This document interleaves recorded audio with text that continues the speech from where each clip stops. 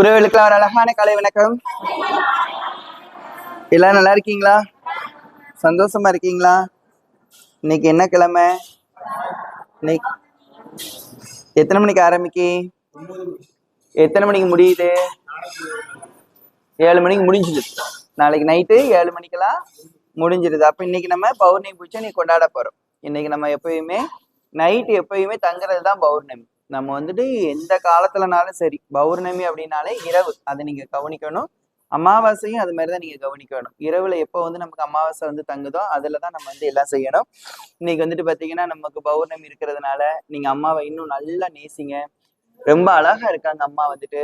நான் உங்கள்கிட்ட சொல்லியிருந்தேன், நீங்க எல்லாரும் பெரும்பூஜைக்கு கொடுத்த பணத்தினால அம்மாவுக்கு நகை எடுக்க போறேன்னு சொல்லியிருந்தேன் இல்லையா? பிடிச்சிருக்குதா? பிடிச்சிருக்கும்னு நினைக்கிறேன். சரி, இருக்கட்டும். அப்போ வந்துட்டு நம்ம என்ன நினைக்கணும் அப்படின்னா, நம்ம அம்மா வந்துட்டு உங்களோட கஷ்டம், நீங்க என்ன மாதிரியான கஷ்டப்பட்டு உழைக்கிறீங்க, இந்த பணம் உங்களுக்கு எங்க இருந்து வருது, அதுக்கு எவ்வளவு காயப்பட்டிருப்போம், எவ்வளவு அவமான அசிங்கம்லாம் நீங்க பட்டிருப்பீங்கிறது உள்வாங்குது. அதை உள்வாங்கி என்ன செய்யறேன், காலத்துக்கு அழியாத ஒரு சக்திகளாக அம்மாவோட இதயத்திலே இருக்கணுங்கிறதுக்காகத்தான் உங்களுக்கு நான் பலமுறை சொல்லியிருக்கேன் இந்த நகை எடுக்கிற விஷயம். நம்ம கோயில் அப்படி நிறைய விஷயங்கள் பண்ணிட்டே இருப்பேன். உங்களோட விஷயங்களை பொறுத்தளவுக்கு சாதாரணமா ஒரு 100 ரூபாய் துட்டு கூட நீங்க கஷ்டப்பட்டு அது வேஸ்ட் ஆகிடக்கூடாதுங்கிறதுல கவனமா இருப்பேன். அப்ப நீங்க எப்படி இருக்கணும்? நம்ம அம்மா சொல்லி கொடுத்துருக்காங்க, நம்ம கஷ்டப்பட்ட பணத்தை தேவையில்லாத இடத்துல போய் தேவையில்லாத சூழ்நிலைகள்ல செலவழிச்சிடக்கூடாது, ஆடம்பரம் பண்ணக்கூடாது அப்படின்னு நீங்க எல்லாரும் நினைக்கணும். அது ரொம்ப முக்கியமானது. அப்படி நினைக்கிறோமா நம்ம? சிந்திச்சு பாருங்க.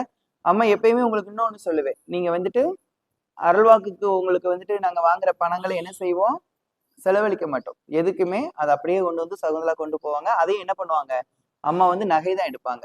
முடிஞ்ச அளவுக்கு நகை எடுப்பாங்க. ஏன் அதை செய்யறாங்கன்னா, உங்களோட கஷ்டம், நீங்க கஷ்டப்பட்டு வந்தது வந்து அழியாத சொத்தாக காலமும் அந்த தேவி கிட்ட இருக்கணும் அப்படிங்கிறதுக்காகத்தான் நான் அதை செய்வேன். அப்ப நம்ம கோவிலோட ஒவ்வொரு நடைமுறையும் நீங்க கவனிக்கணும். நம்ம அம்மா என்ன பண்றாங்க, நமக்காக என்னெல்லாம் செஞ்சுட்டு இருக்காங்க அப்படிங்கிறத நீங்க சிந்திக்கணும். அப்படி சிந்திச்சிட்டீங்கனாலே நீங்க என்ன பண்ணிடுவீங்கன்னா நல்லா இருப்பீங்க. ஆன்மீகத்துல நம்ம ரொம்ப நல்லா இருக்கோமா அப்படின்னு கேட்டோம்னா இல்ல. ஆன்மீகத்துலதான் போய் அழுகுறோம்.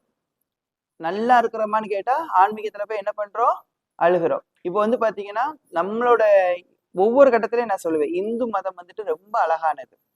அந்த இந்து மதத்துல வந்து பாத்தீங்கன்னா நம்ம எப்படிப்பட்டவங்க அப்படிங்கிறத நம்ம சிந்திக்கக்கூடிய ஒரு தருணம் கிடைக்கும். ஏன்னா இந்து மதத்துல மட்டும்தான் என்ன சொல்லியிருக்காங்களா, நீங்க கடவுள் அப்படின்னு சொல்லியிருக்காங்க.